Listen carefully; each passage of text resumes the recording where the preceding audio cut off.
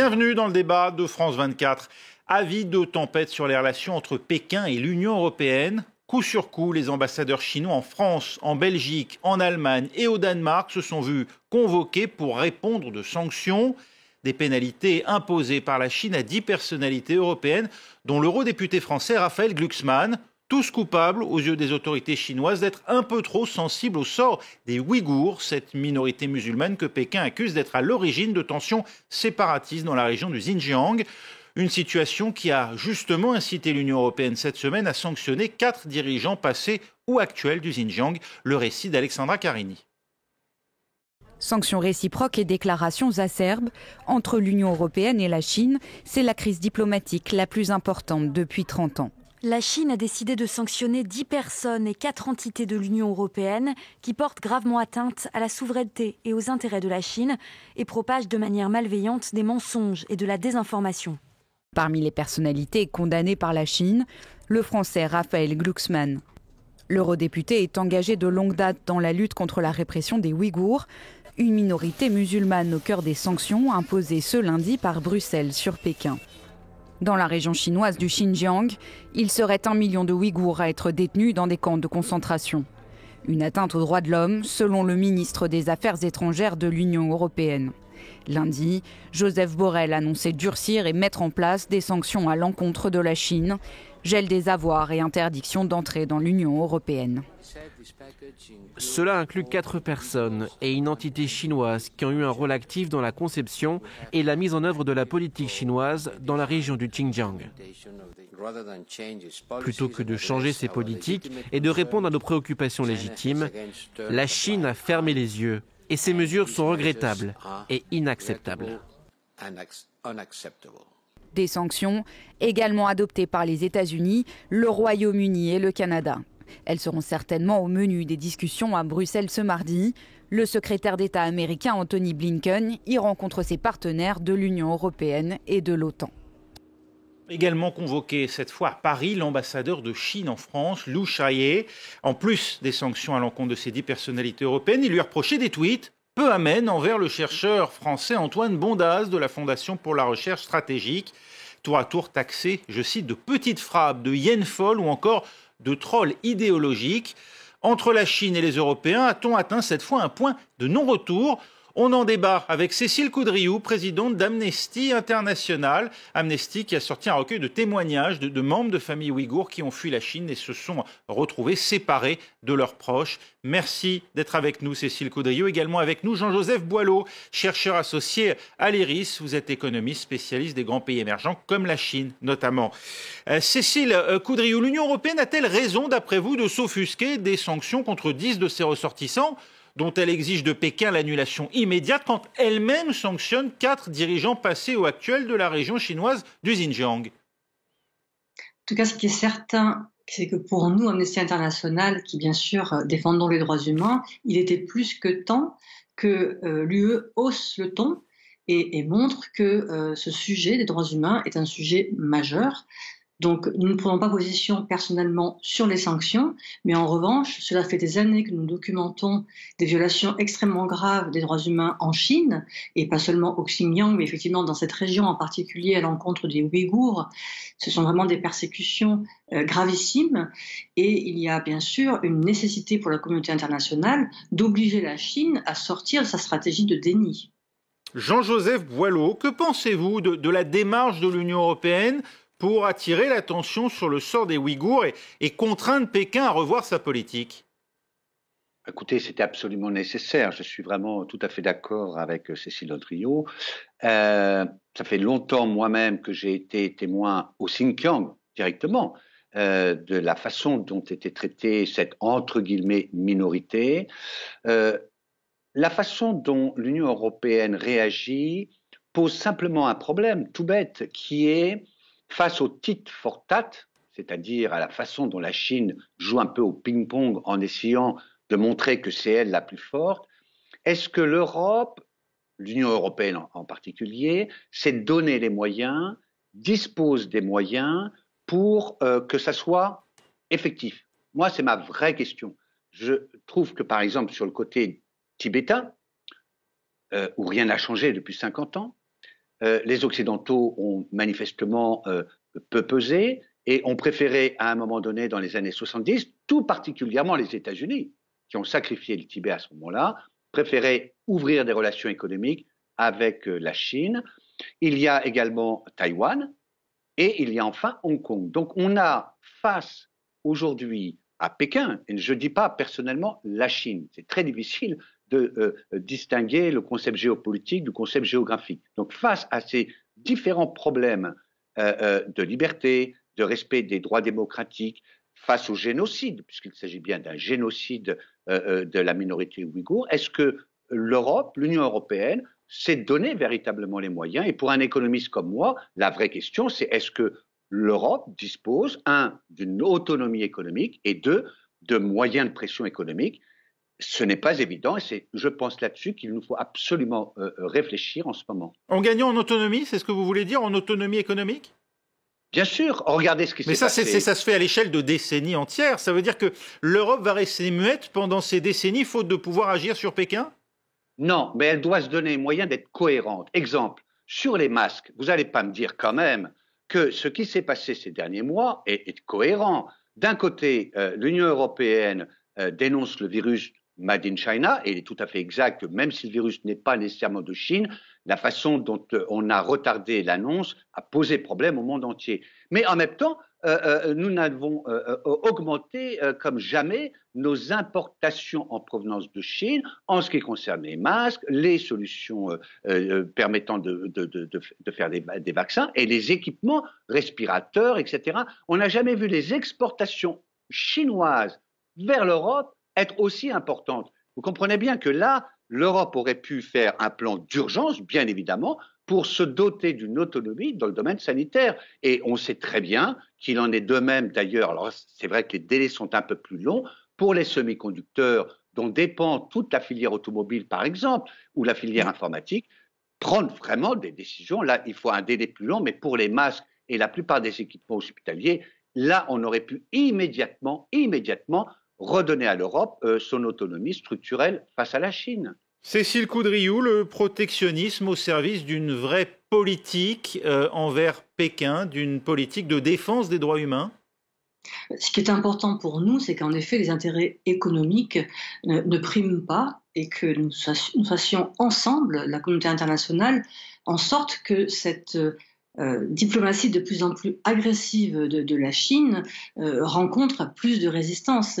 Ce qui se passe aujourd'hui, c'est que la Chine cherche véritablement à redéfinir rien de moins que la Déclaration universelle des droits de l'homme, en niant justement qu'elle est universelle, en mettant sans arrêt en avant l'argument de l'ingérence pour mieux finalement cacher la vérité. Monsieur parlait des masques à l'instant. Il faut quand même se souvenir que un médecin lanceur d'alerte a été immédiatement persécuté dès qu'il a voulu remettre en cause la gestion de cette pandémie. Il y a également cette journaliste Zhang Zhang qui a été aussi persécutée, torturée à cause de cela. Donc pour nous, ce qui est absolument fondamental, c'est que lorsque nous faisons des recherches et lorsque les médias également les relaient, nous soyons beaucoup plus fermes tous ensemble, aussi bien les médias que les politiques, que les ONG, pour essayer de briser ce mur de propagande. Justement, cette fois-ci en infligeant des sanctions, en convoquant l'ambassadeur de Chine en France, Liu Xiaoye, qui a été quand même vertement repris, c'est le moins qu'on puisse dire, par le Quai d'Orsay, de sources même internes à la diplomatie française. Et il se dit qu'il n'emmenait pas large, visiblement, en sortant du Quai d'Orsay. D'abord, est-ce que vous pensez que ça correspond vraiment à la situation? Est-ce qu'il a vraiment été mis en difficulté, d'après vous? Est-ce que vous saluez cette initiative? En tout cas, nous pensons que la fermeté est vraiment de mise, car il est clair que la Chine a changé de ton. C'est-à-dire, après des décennies où la communauté internationale a été parfois bien naïve à croire que parce qu'il y avait un développement économique, c'était forcément quelque chose qui allait s'accompagner de davantage de respect des droits humains. Je pense qu'aujourd'hui, l'Union européenne, comme les États-Unis par exemple, sont totalement décilés. Et donc, il est important aujourd'hui, effectivement, de faire preuve de fermeté et de montrer que cet agenda des droits humains est aussi important, si ce n'est plus, nous l'espérons en tout cas nous, que les intérêts économiques, d'autant qu'effectivement, il y a tout intérêt, y compris pour d'autres raisons que les droits humains, de continuer à faire pression sur la Chine et de ne pas la laisser avoir ce type d'attitude extrêmement agressive, jusqu'à agresser par exemple publiquement sur Twitter et insulter un chercheur comme Antoine Blondaz par exemple. Eh bien cela montre qu'il y a un changement de règles en fait, que la diplomatie traditionnelle est aujourd'hui écartée au profit de rapports de force, et donc c'est pour ça que les droits humains sont justement une force pour l'Union européenne, une force pour les États-Unis. Il faut que cela renverse en fait le rapport de force par rapport à la Chine, qui a trop tendance justement à imposer son propre agenda. Jean-Joseph Boileau, l'ambassadeur de Chine en France, est volontiers présenté comme un loup combattant de la diplomatie chinoise, cette nouvelle génération de diplomates particulièrement offensifs qui ne laissent rien passer finalement dans les critiques à l'encontre du pouvoir chinois. Est-ce qu'il faut attendre de sa part un quelconque changement d'attitude à l'avenir ? Je serais personnellement très prudent. Je trouve que dans cette affaire, la mayonnaise est montée très très vite. Très très vite. Le ton est monté très très vite. Je ne vais pas dire qu'il y a des torts de part et d'autre, du tout. Mais, il faut absolument rentrer dans la façon dont Pékin, je parle bien des autorités de Pékin, ont une stratégie qui va chercher loin dans l'art de la guerre ou dans les 36 stratagèmes. Je veux dire par là que l'ambassadeur de Chine en France exprime, et notamment vis-à-vis de son peuple, ce qui est un complexe, on va dire, de domination de l'Occident pendant des années.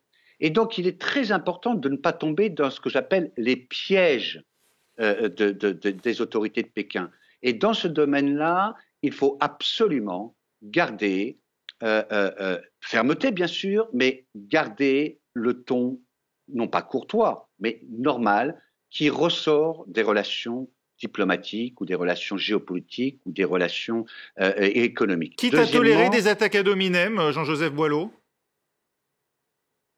C'est pas qu'on a à tolérer des attaques ad hominem, mais on ne peut pas répondre sur le même ton. C'est ça que je veux dire. Vous voyez ce que je veux dire. Et j'ai trouvé que notre ministre des Affaires étrangères, Le Drian, est extrêmement clair et précis dans sa méthode. On ne peut pas séparer le fond et la forme.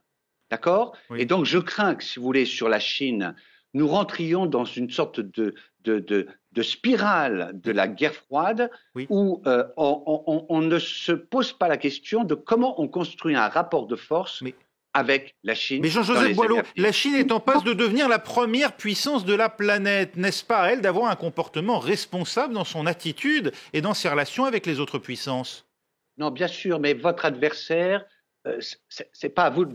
Vous ne lui donnez pas de leçon d'une certaine façon. Donc vous exprimez par contre de façon très ferme ce qui est vous, vos valeurs, votre façon de discuter et votre liberté de ton. Par exemple, Antoine Blondaz a tout à fait la liberté d'exprimer ce qui s'est passé. D'ailleurs, le droit des parlementaires français et européens d'ailleurs de visiter Taïwan alors que c'était là-dessus que la Chine a tout de suite tapé du poing sur la table en disant que ces parlementaires ne devaient pas y aller. Mais il faut bien comprendre la psyché chinoise, si vous voulez. Et donc, je pense que nous devons absolument apprendre à montrer l'exemple, à être cohérents et à être fermes dans la défense de nos principes, mais en construisant, en nous donnant les moyens d'être effectifs. Je vais prendre juste un dernier exemple. Nous avons des relations avec l'Inde aujourd'hui, l'Inde de Narendra Modi, qui traite les musulmans du Cachemire d'une façon éhontée. Vous comprenez bien que la Chine, vis-à-vis du reste du monde, c'est peu dit en France, mais utilise cet argument pour dire, regardez, il y a deux poids, deux mesures. D'un côté, l'Inde est considérée comme l'allié stratégique de l'Europe, et pourtant elle persécute les musulmans partout en Inde, et notamment au Cachemire. Et de l'autre côté, nous, lorsqu'on fait la même chose, alors on nous accuse de tous les maux. L'Inde n'a pas droit de veto au Conseil de sécurité et ne bloque pas des résolutions pour intervenir et mettre fin à des conflits comme en Syrie, par exemple. Ah, vous avez tout à fait raison. Pardon. Non, vous avez tout à fait raison. Mais dans les pays en développement, le discours de la Chine peut porter dès lors que l'on n'est pas clair sur nous, la façon dont nous nous comportons en général, on va dire, sur ces sujets-là. Cécile Coudriou, très rapidement, vous vouliez intervenir et après ce sera la fin de ce débat. Je peux dire quelques mots-clés. Le premier mot-clé, c'est effectivement celui de l'exemplarité. Si effectivement l'Union européenne, comme les États-Unis, sont davantage exemplaires dans leur respect des droits humains, ils n'auront que plus de leviers pour essayer de faire pression sur la Chine, d'une part. Et d'autre part, effectivement, le mot-clé, c'est vraiment l'universalisme. Car là où je rejoins monsieur, c'est que si on rentre dans une guerre de civilisation, en ayant l'air de s'opposer au peuple chinois, ça ne fonctionne absolument pas. En revanche, quand sur la base de faits, avec des recherches de terrain, comme nous le faisons avec Amnesty International, nous venons en aide à des victimes de violations qui sont elles-mêmes chinoises ou appartenant à des minorités comme les Ouïghours aujourd'hui, eh bien cela peut effectivement avoir un effet pour sortir d'une opposition stérile et pour au contraire faire avancer cette cause des droits humains parce qu'elle est également bénéfique pour les habitants de Chine, qu'ils soient membres de minorités ou de la majorité Han. Donc c'est pour ça que nous pensons que se baser sur le droit, se baser sur les faits, se baser sur l'universalité de ces droits, ce sont les meilleurs leviers pour faire avancer cette cause aujourd'hui de notre rapport à la Chine qui soit plus équilibré et qui soit plus respectueux des droits humains. Merci Cécile Coudriou d'avoir été avec nous. Merci également à Jean-Joseph Boileau. C'est la fin de ce débat. Restez avec nous. Un nouveau journal dans 8 minutes sur France 24.